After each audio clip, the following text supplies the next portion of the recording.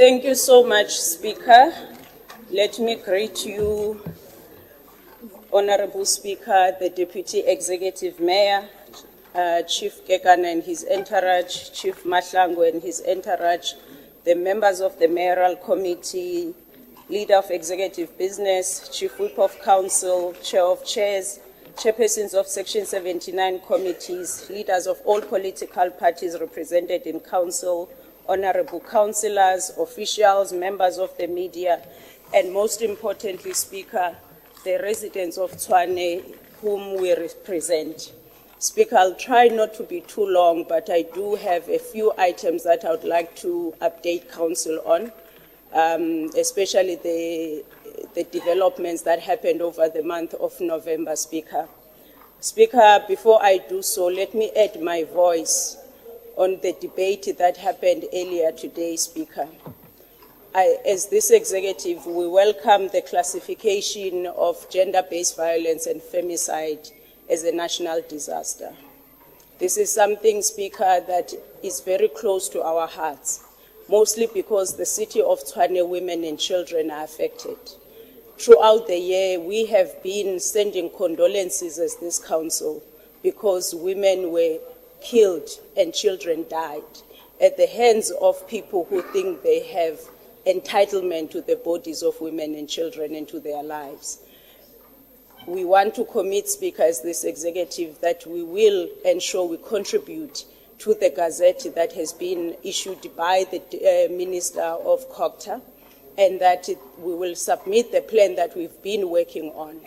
But, Speaker, as the leaders of this council, we must know where the areas where we have pressure points.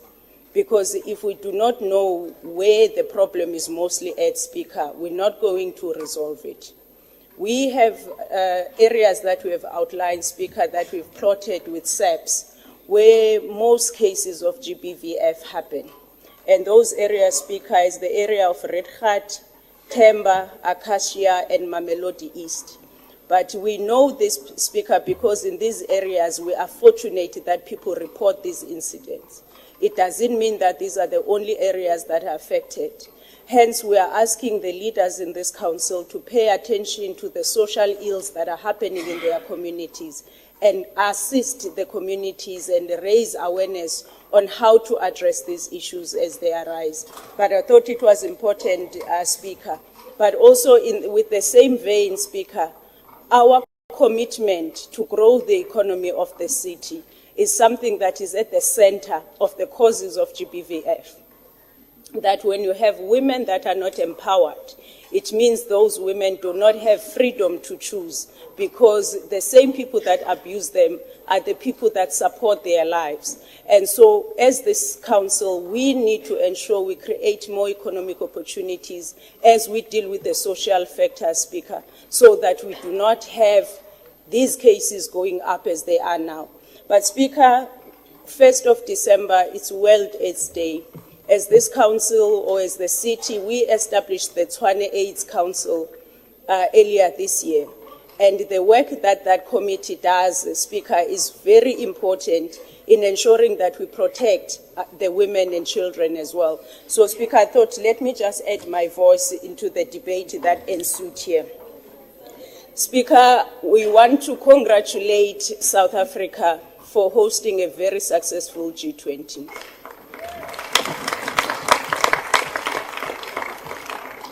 President Cyril Matamela Ramaphosa represented us with style and grace.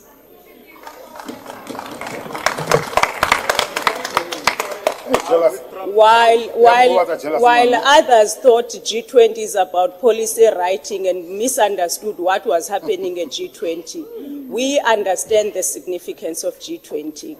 And as this executive, we were part of preparing for a successful host of G20. In our city, we hosted the heads of states who slept in our city. There are delegations that came to visit embassies in our city. There was not even a single incident. Our TMPD showed up. Our service delivery departments showed up, Speaker. And we were leading as this city, even though the G20 was not hosted physically here. But the fact that the Union buildings looks the way it does, the fountains look the way it does, Koksester looks the way it does, it's because we wanted to put this country and this city on the map, and we definitely did so. So I want to congratulate ourselves. Speaker, there are developments that happened which I think are... Sorry, can I request you councillors on the foyer, can you move away, please? Because you are disturbing the meeting. Can you please assist me, Deputy Chief Whip, please? Thank you, Mayor. Thank you so much, Speaker. Speaker, it's important that we put some information on the record to this council, because there's a lot that happened in this month, and people have been running around with misinformation about what is happening. So I'd like to take advantage of this platform, Speaker, to put facts to the table. Speaker, we had an unfortunate incident mid-October where there was a surge in the cases of typhoid. And when it happened, Speaker, it was concentrated in the areas of Bronkhorstspruit and Hammanskraal. Speaker, this is not something that we take lightly. In the past 2 years, there have been people who died of cholera in this city. So the wound is still very fresh, Speaker, for us to be reckless as this council. So we received, Speaker, the briefing from the different departments, including the Department of Health and the associated state-owned entities that have been working with us. We have put in place measures while we were waiting to find what is the source of this. There are those who lied and said that the cause is in the water system or the water supply of the city. Speaker, I can tell you now that we are doing everything we can to reduce the number of the infections.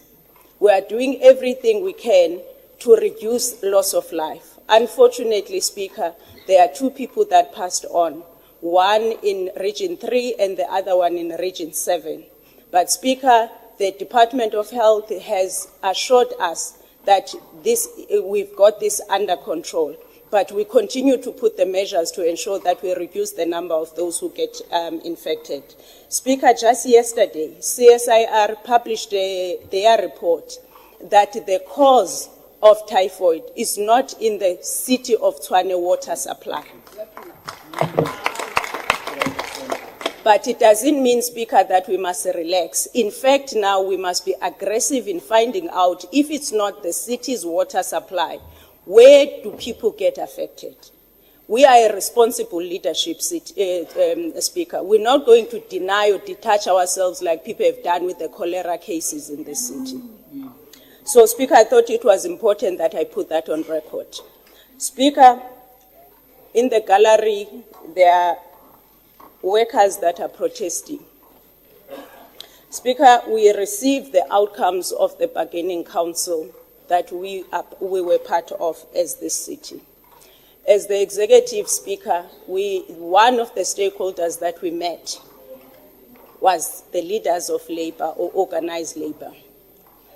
To those leaders, we said to them, and that was 12 months ago, we promised them leadership, and we promised that we will walk and work with the workers in unison. Doing so, Speaker, if you lead someone, you protect them. You take responsibility for them, and you take accountability. We are not about to break that promise, Speaker. We will continue to lead the workers of this city, the workers that have been contributing to the turnaround of this city in such a short space of time. We have made a promise, Speaker, when we met with them 12 months ago, that whatever the outcome, we will not appeal it. Speaker, we've been working with the workers throughout this year. We have received the outcome of the bargaining council. We are not appealing it. I don't care how many ultimatums you give. You can give how many ultimatums you want to give. We are not appealing that decision. But what we're going to do, Speaker, is to work with Labour and make sure that we come up with a solution that makes sense for the workers and for this city. Speaker, the accusation that this administration is going to oversee the collapse of this city, it's unfounded. You know why? This is this administration that has brought a funded budget for the first time in 4 years. This is the administration, Speaker, that has saved this city over 700 million rand in interest with Eskom. This is the administration, Speaker, that has reduced the debt to Eskom by over 1.2 billion rand. Speaker, this is the administration that has overseen the creation of 75,000 jobs in the city. This is the administration that is known countrywide for making service delivery fashionable. You can't tell me that we can do all of these things to rebuild this city. This city was on its knees. We rebuilt it. Now why would we break what we built ourselves? So what I want to say, Speaker, is that we're not going to be threatened on how to lead our people. We're going to lead our people with the love and the heart that we've been leading them by. And there's no resident that is going to suffer because of the decisions. But the workers were treated unfairly. And I want to say, Speaker, should this thing be sorted in 2021 or 2023, it would have cost the city less than 500 million rand. But now it's triple that price. I want to put that on record. But we're not going to stop, Speaker. And I was saying, Speaker, you know, the success of this administration is now being felt, not only by residents, but also business who do business with the city of Tshwane. We have significantly improved the number of days in which we pay our service providers.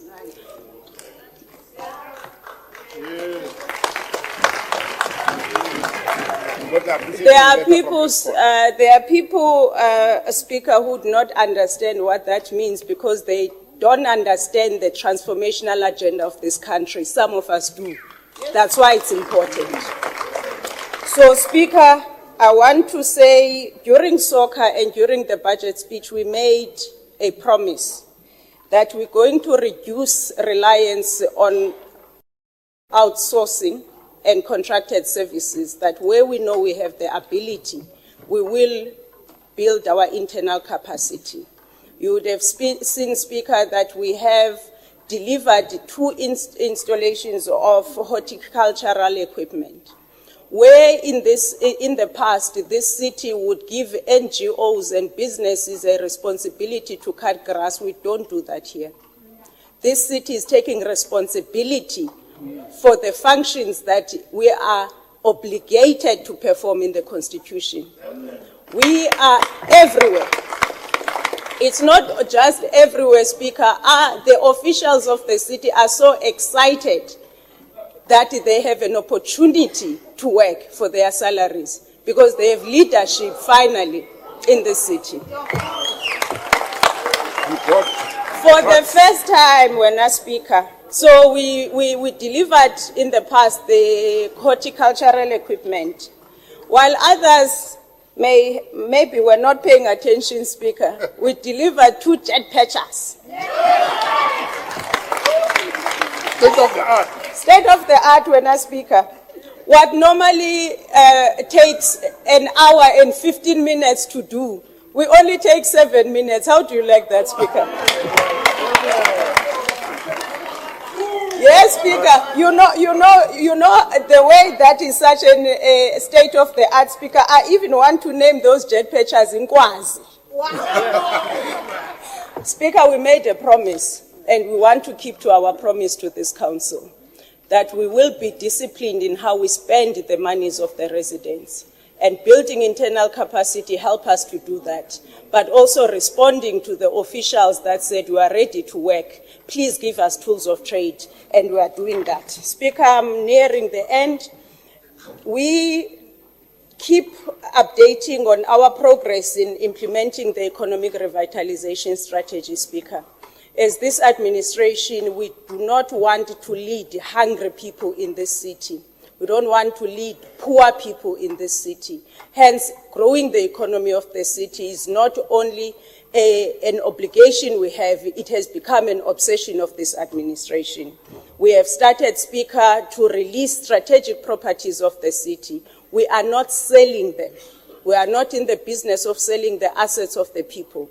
What we have done is to release them on triple Ps as well as on long-term leases, and the private sector is responding. I thought it was important, Speaker, that I do mention that we have not abandoned the promise that we have made, that we will release the strategic assets so that they can work for the people of Tshwane and in turn generate revenue for the city of Tshwane.